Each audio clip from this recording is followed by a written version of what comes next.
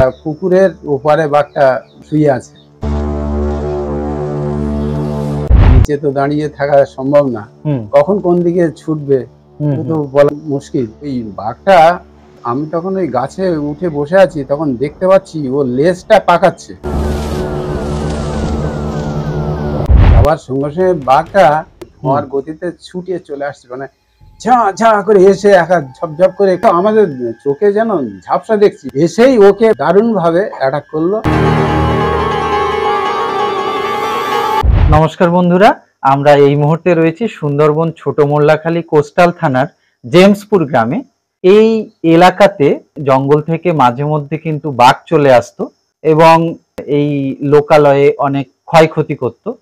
গবাদি পশু সহ মানুষের উপরেও বাঘের আক্রমণের ঘটনা ঘটতো।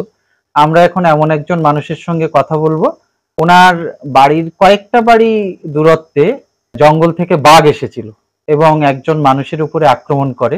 তো সেই দিনকে কি ঘটনা ঘটেছিল ওনার মুখ থেকে আমরা সরাসরি জেনে নেব। প্রথমে জেনে নেব আপনার নাম। আমার নাম রবীন্দ্রনাথ মৃধা। আপনার বাড়ির পরেই রয়েছে একটা ছোট নদী, নদীর ওপারেই সুন্দরবনের জঙ্গল, রয়্যাল বেঙ্গল টাইগারের বসবাস।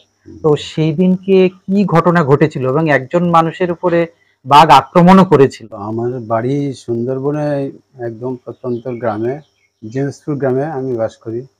তো নদীর পাশে আমার বাড়ি। এখানে প্রায় এখান থেকে 10 বছর আগের কথা বলছি, তখন কিন্তু বাঘ প্রায় পার হয়ে আসতো।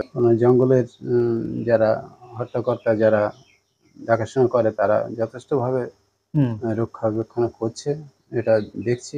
আর এখন জঙ্গলের প্রান্ত বরাবর ফেন্সিং হয়েছে। এখন যথেষ্ট টাইগার প্রজেক্ট একটা চেষ্টা করছে যাতে লোকালয়ে বাঘটা না ঢোকে, তার জন্য যথেষ্ট ভাবে তারা চেষ্টা করে যাচ্ছে। এখান থেকে 20 বছর আগের ঘটনা। আমারও বয়স তখন কম ছিল, এখন ওই প্রায় বাঘ পেরোতো, তো ওই ছুটে বাঘ পেরিয়েছে মানে একটা বেশ হই হুল্লোড় করা যাবে, ছুটে যেতাম। আচ্ছা, এখন হঠাৎ করে বাঘ পেরিয়েছে, শুনলাম যে বাঘ পেরিয়েছে, তা চল যাই। তাই সবাই মিলে দল মেরে গেলাম, গিয়ে দেখলাম বাঘটা আর হয়েছে ঠিকই, তো একটা পুকুরের ওপারে বাঘটা শুয়ে আছে। আচ্ছা, আর চারিদিকে লোকজন সব জমায়েত হয়ে গেছে, বাঘটা কি কোন দিকে যায়, গতি প্রকৃতি সব লক্ষ্য করছে। আমরাও দেখতে পাচ্ছি না যে বাঘটা কোথায় লুকিয়ে আছে। তো অনেক কষ্ট করে দেখলাম একটা কলা বাগানের মধ্যে বাঘটা শুয়ে আছে।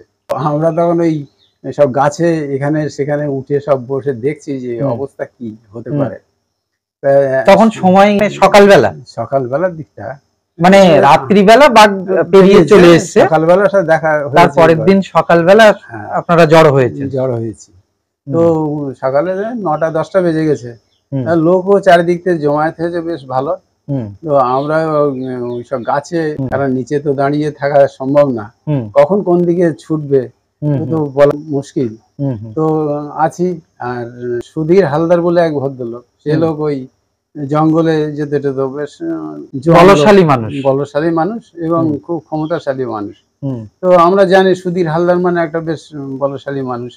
সে বলছে বারে ও কিছু না, ওই কিছু দূর গেছে, আমরা লক্ষ্য করছি যে সেই ভদ্রলোক গেছে কিছু দূর, সুধীর হালদার যাওয়ার সঙ্গে সঙ্গে বাঘটা মানে ধোঁয়ার গতি, ধোঁয়া যেমন যায় না, ধোঁয়ার গতিতে ছুটিয়ে চলে আসছে, মানে ঝা ঝা করে এসে একা ঝপঝপ করে, মানে তখন 20-30 হাত দূরে, অথচ দেখতে পাচ্ছি যে ধোঁয়ার গতিতে, মানে ঝপঝপ আমাদের চোখে যেন ঝাপসা দেখছি, মানে এত দ্রুত গতিতে এসছে বাঘটা, দেখতে পাচ্ছি না যেন একটা কি ছুটে আসছে, একটা বুঝতে পারছি।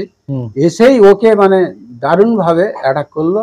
অ্যাটাক করে মানে ও কিন্তু, বাঘ এমন একটা জিনিস আমি লক্ষ্য করেছি যে বাঘ ও বসে আছে কিন্তু শুয়ে আছে, কিন্তু ও লক্ষ্য করছে আমাকে আক্রমণ করতে কে আসছে, কি করছে কি না করছে, ও কিন্তু খুব করছে, সব লক্ষ্য করছে।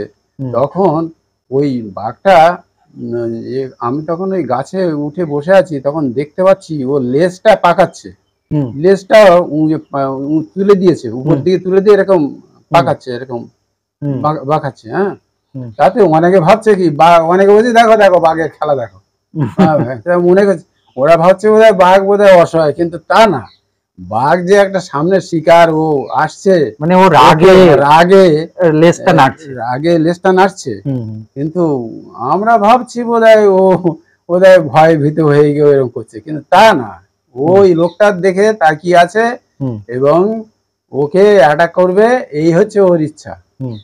কিছুক্ষণ যেতেই একদম ধোঁয়ার বেগে চলে আসলো, এসে ওকে দারুণ ভাবে অ্যাটাক করে প্রথমে থাবা বসালো, বসিয়ে ওর ঘাড়ে কামড় দিয়ে এটা ওটা করে আবার যথারীতি ও জায়গায় চলে গেল।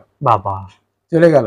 আচ্ছা, থাবা দেওয়ার পরে উনি কি মাটিতে পড়ে গেলেন? থাবা দেওয়ার পরে মাটিতে পড়ে গেছে। তারপর যেই মাটিতে পড়ে গেল সেই ঘাড়ে কামড় দিল, দিয়ে ওদের ইনজুরি করে মতো দিয়ে ও চলে গেল, ইনজুরি করে চলে গেল। কিন্তু তখনও ও ভালো ছিল, নিয়ে সঙ্গে সঙ্গে সবাই মিলে দেখলো যে উপায় নেই, নিয়ে সঙ্গে সঙ্গে নিয়ে হসপিটাল নিয়ে গেল, গিয়ে বেঁচে গেছিল মোটামুটি। আচ্ছা, অনেক সেলাই দিয়ে তারপরে অনেক করে সেলাইন দিয়ে বাঁচানো গিয়েছিল।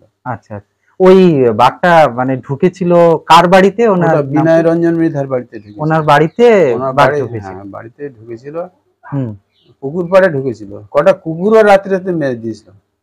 কুকুর ওই ডাকাডাকি করে, তো ওরা ডাকাডাকি করতে ওই বাঘ একটু অন্য টাইপের জিনিস দেখেছি, তো ওরা একটু মেজাজি, কোনো কিছু ওদের উপরে যদি কিছু হয় মেজাজি, খুব মেজাজ।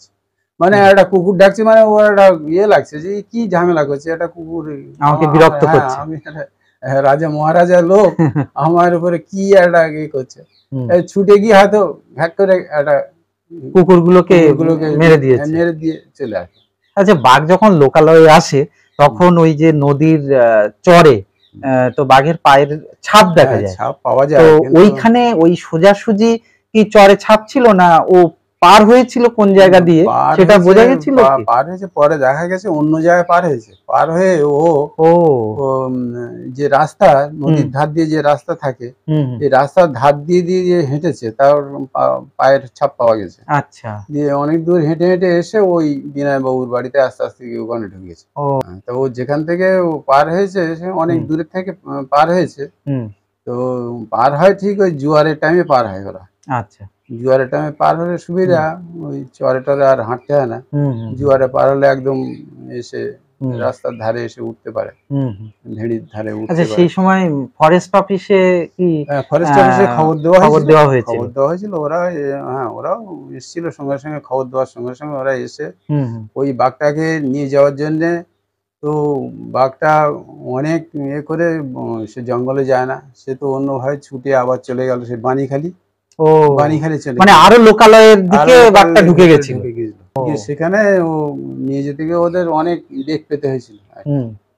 মানে জঙ্গলের দিকে যায়নি, ও আরো অন্য দিকে চলে গেল। তার জঙ্গলের দিকে যায়নি কারণ ও হয়তো যেত, কিন্তু লোকালয়ে তো লোকজন, প্রচুর লোক, চারিদিকে লোক, সব হই হট্টগোল, বাঘ বেরোলে সব হই হট্টগোল করছে।